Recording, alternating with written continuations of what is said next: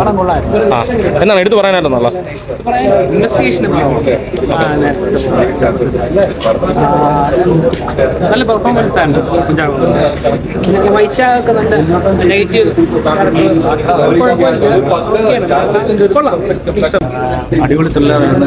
അടിപൊളി ബീജവും ത്രില്ലും പെർഫോമൻസും. ഫസ്റ്റ് ഹാഫൊക്കെ അടിപൊളിയായിരുന്നു, നല്ല ത്രില്ലിംഗ് ആയിരുന്നു. എങ്ങനെയുണ്ട് എല്ലാവരുടെ പെർഫോമൻസ്? എല്ലാവരും പെർഫോമൻസും നല്ലതാണ്.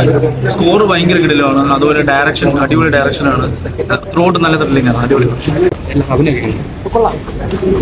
ചാക്കോച്ച് എങ്ങനെയുണ്ട് ഏട്ടാ? ചാക്കോച്ച് എങ്ങനെയുണ്ട്? പടം നല്ല നൈസ് പടമാണ്. ചാക്കോച്ചന്റെ കിടിലൻ പെർഫോമൻസ് ആണ് പടം. സത്യം പറഞ്ഞാൽ പുള്ളിയുടെ ഒരു കമ്പാക്കാണ് പടം. ബർത്ത് വാച്ചാണ്, തിയേറ്റർ വാച്ച് ചെയ്യാൻ ഡിമാൻഡ് ചെയ്യുന്ന പടം. അഭിനയം എല്ലാം പക്കയായിരുന്നു. പിന്നെ സെക്കൻഡ് ഹാഫാണ് എനിക്ക് പേഴ്സണലി കുറച്ച് കൂടിയായിട്ട് തോന്നുന്നത്. എന്താണ് ഇഷ്ടപ്പെട്ടെന്നാണ് പടത്തിൽ? ആക്ച്വലി എല്ലാവരുടെ പെർഫോമൻസ് അടിപൊളി. പിന്നെ ആ സ്റ്റോറി കണക്ട് ചെയ്യത്തില്ലേ, ഒരു സിമ്പിൾ സംഭവത്തിൽ തുടങ്ങി അത് കണക്ട് ചെയ്ത് കൊണ്ടുവരുന്ന സംഭവം അടിപൊളിയാണ്. എല്ലാം ഇന്റർ കണക്റ്റഡ് ആവുന്നുണ്ട്. ആ ഇന്റർ കണക്റ്റഡ് ആവുന്ന സംഭവം അടിപൊളി. പിന്നെ പേഴ്സണലി എനിക്ക് ജഗദീഷേട്ടൻ അടിപൊളിയായിട്ടുണ്ട്. ഇപ്പൊ എടുക്കുന്ന റോൾസ് വെച്ചിട്ട് ജഗദീഷേട്ടൻ സൂപ്പർ ആയിട്ടുണ്ട്. ഓക്കെയാണ്, ജഗദീഷേട്ടൻ അടിപൊളി. സൂപ്പറാണ്. തുടക്കം വരെ നല്ല രീതിയിൽ നമുക്ക് ഇരിക്കാൻ പറ്റുന്നത്. പിന്നെ അഭിനയിച്ചിട്ടുള്ള എല്ലാവരും, വില്ലന്മാരാണെങ്കിൽ എല്ലാവരും നല്ല രീതിയിൽ പെർഫോം ഒക്കെ ചെയ്തിട്ടുണ്ട്. ഒരു എന്റർടൈനിങ് ആണ്. വന്ന് കണ്ടു കഴിഞ്ഞാൽ നമുക്ക് വിഷമം പറ്റില്ല, കാശ് കൊടുത്തതിന് ഒക്കെ. റേറ്റിംഗ് എത്ര കൊടുക്കും ഒരു 10-ന്? റേറ്റിംഗ് ഇപ്പോൾ പറയുകയാണെങ്കിൽ 9/5. നല്ലൊരു ഇൻവെസ്റ്റിഗേഷൻ ക്രൈം കണ്ടിരിക്കാനല്ല, നല്ല ഫിലിമാണ്. കാരണം ഇതിന് പ്രൊമോഷൻ കുറഞ്ഞു എന്നാണ് എനിക്ക് തോന്നുന്നത്. ആള് കുറവായിരുന്നു, ഇനിയിപ്പോൾ വരും. ഡയറക്ടറിന്റെ എക്സലൻസ് എന്തായാലും ഉണ്ടായിട്ടുണ്ടായിരുന്നു. പക്ഷേ ഫസ്റ്റ് ഹാഫ് ഭയങ്കര സൂപ്പറായിരുന്നു. സെക്കൻഡ് ഹാഫ് അത്രയും വന്നില്ലാത്ത പോലെ തോന്നി. കുറച്ച് മിസ്സിംഗ് ലിങ്സ് എവിടെയൊക്കെയോ ഉണ്ട്. സെക്കൻഡ് ഹാഫ് എക്സ്പെക്ട് ചെയ്യുന്ന കുറച്ച് കാര്യങ്ങളൊക്കെ പടവിന് പോകുമ്പോൾ ക്ലൈമാക്സ് ഒക്കെ കുറച്ച് ഊഹിക്കാൻ പറ്റുന്നുണ്ട്. പിന്നെ ഇന്നത്തെ റിയൽ ലൈഫിലുള്ള ഒരു ഡ്രഗ്സിന്റെ ഇന്റൻസിറ്റി കാണിക്കുന്ന ഫിലിമാണ്. അത് കുറച്ച് ടെറിഫൈങ് ആയിട്ടുണ്ട്. പിള്ളേർ സെറ്റ് അത് നന്നായി കാണിച്ചിട്ടുണ്ട്. മാക്സിമം നമുക്ക് വെറുത്ത് നമുക്ക് കൊല്ലാൻ തോന്നുന്നു. കിടിലം പടം സൂപ്പർ. സൂപ്പർ എന്ന് പറഞ്ഞാൽ ഒരു നിവർത്തിയില്ല. കിടിലം പടം. കിടിലം ഒരു ഇൻവെസ്റ്റിഗേഷൻ ആണോന്ന് വെച്ചാണ്, ത്രില്ലർ ആണോന്ന് വെച്ച് കഴിഞ്ഞാണ് ഒരു ഭയങ്കര അസാധ്യ സിനിമാറ്റിക് എക്സ്പീരിയൻസ്. വേറെ തന്നെ ഒരു ജേണൽ സിനിമയാണ്. സൂപ്പർ കിടിലം എന്ന് പറഞ്ഞാൽ ചാക്കോച്ചൻ്റെ അഭിനയം എടുത്തു പറയുന്നതാണ്. പിന്നെ ഡയറക്ഷൻ ലെവലാണെന്നുണ്ടെങ്കിലും എല്ലാം അടിപൊളി, സൂപ്പർ. ഒരു ആരും മനഃപൂർവ്വമില്ലാത്ത ഡിഗ്രേഡിങ് ഇല്ലെങ്കിൽ ഒരു സൂപ്പർ ഹിറ്റ് ആവാനുള്ള എല്ലാ ചേരുവകളും. ഒരു മിനിറ്റ് പോലും ലാഗോ ഒന്നുമില്ല. നമ്മളെ ഇൻവെസ്റ്റിഗേഷൻ വെച്ച് കഴിഞ്ഞാൽ ഒരു സാധാ ഇൻവെസ്റ്റിഗേഷൻ ഒന്നല്ല, വേറെ തന്നെ രീതിയിലേക്ക് കൊണ്ടുപോകുന്നത്. സൂപ്പർ. എങ്ങനെയുണ്ട് പടം? എന്താണ് ഇഷ്ടപ്പെട്ടെന്നാണ് പടത്തിൽ? എങ്ങനെ ചാക്കോച്ച് എങ്ങനെ ഉണ്ടായിരുന്നു? എന്താണ് ഇഷ്ടപ്പെട്ടെന്നാണ് ബ്രോ? ഇഷ്ടപ്പെട്ടെന്നാണ് പടത്തിൽ? ആ, അഭിനയം എങ്ങനെയുണ്ട്? വില്ലനും കൊള്ളാം, മായനും കൊള്ളാം, എല്ലാവരും കൊള്ളാം. പ്രത്യേകിച്ച് വൈശാഖ് നായരുടെ അഭിനയം എടുത്ത് പറയണം. കുഞ്ചാക്കോ നമുക്കറിയാം, കുറെ കാലങ്ങളായിട്ട് നല്ല അഭിനയിക്കുകയാണ്. ജനങ്ങൾക്ക് ഇഷ്ടപ്പെട്ട ഒരു വലിയ രീതിയിൽ ഹിറ്റ് ആവുമെന്ന് അറിയില്ല. കാരണം ഭയങ്കര ചില വയലൻസും ഗോറി വരുന്ന കുറെ സീൻസ് ഒക്കെ ഉണ്ട്. പക്ഷെ നല്ല ഡയറക്ഷൻ, അടിപൊളിയാണ്.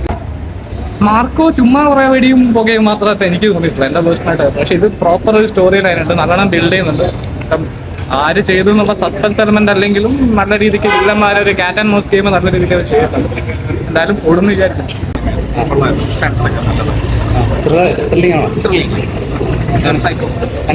കണ്ടിരിക്കാനുള്ളത് നമ്മൾ വിചാരിച്ചതിൽ നമ്മൾ പ്രതീക്ഷയുടെ അപ്പുറം നിൽക്കുന്ന പടമാണ്. ഇപ്പം കുഞ്ചാക്കോവിന്റെ അഞ്ചാം പാതിരയ്ക്ക് ശേഷം ഒരു മസ്റ്റ് വാച്ച് ആയിട്ടുള്ള ഒരു മൂവിയാണ്. അതായത് ഇപ്പം കുഞ്ചാക്കോവിന് ഇപ്പം നമ്മൾ പോലീസ് വേഷം ചേരൂല എന്നൊക്കെ എല്ലാവരും പറയും.